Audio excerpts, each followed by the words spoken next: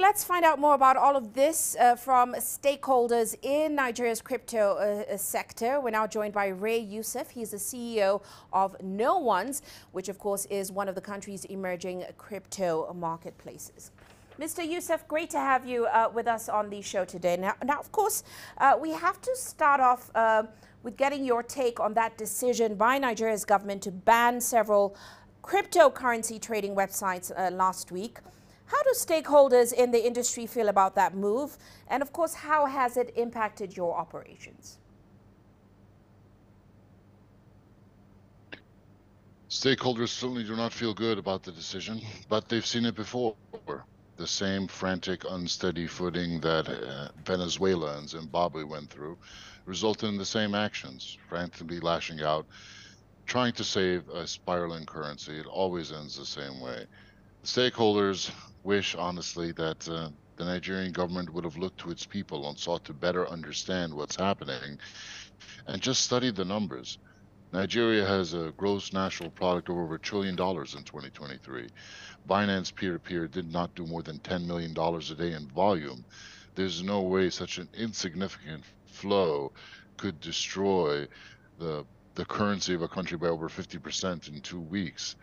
No, it was something else, something far more sinister, and something that's been building up, honestly, for decades.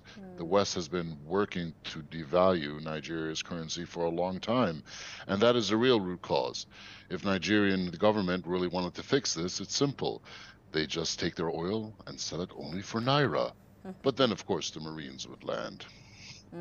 So then, I mean, I have to sort of ask you that the government then seems to be saying that it's actually crypto exchanges that are now contributing to the Naira's volatility and, of course, its devaluation.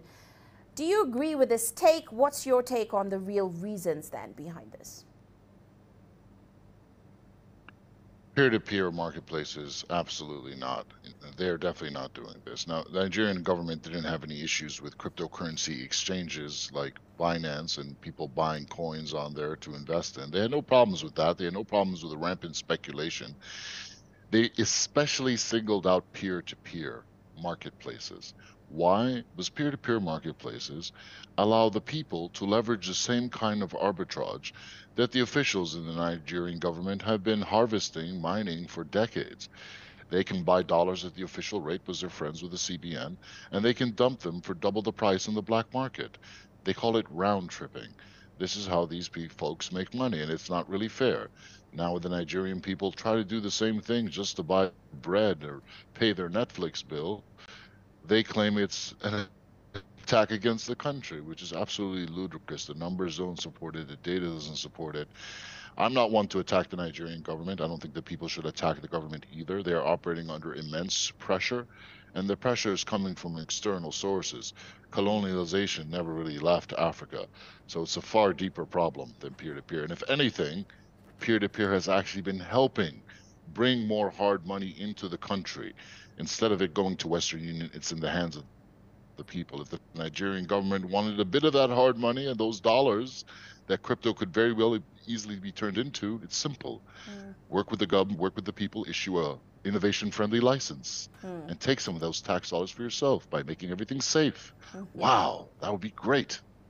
But what sort of regulation then would you like to see from this government, especially given the fact that this sort of seems like a U-turn from this current government? They said they're all about market-friendly reforms. Is this move sort of an about-face on policy and regulation around cryptos in Nigeria? Let's look at the history of what happened in the past 3 years. In 2020, what happened? The Nigerian government banned banks and any institutions from doing business with cryptocurrency exchanges. Why? Because they saw something insane. They saw the remittance volume drop by over 95% in only a month.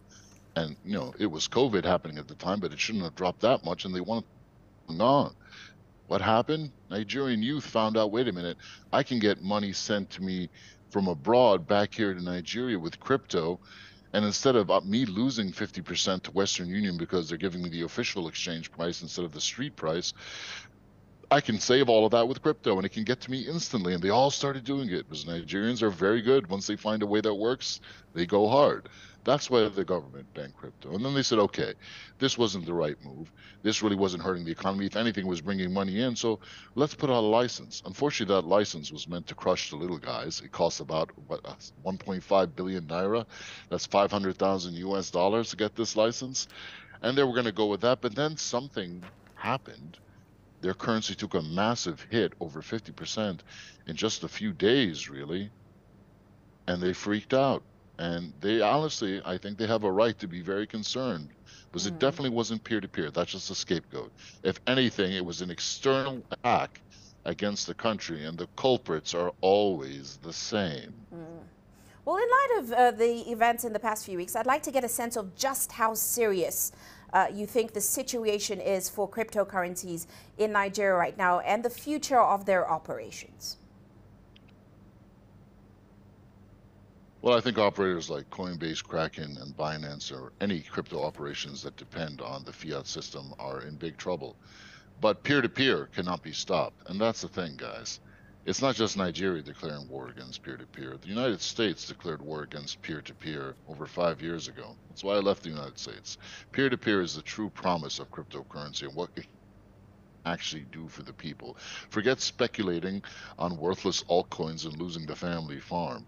Peer-to-peer is simply Hawala 2.0, the exchange of money, people taking power back to them, starting their own money services businesses and accessing arbitrage that formerly only big shots could. It's the ultimate equalizer.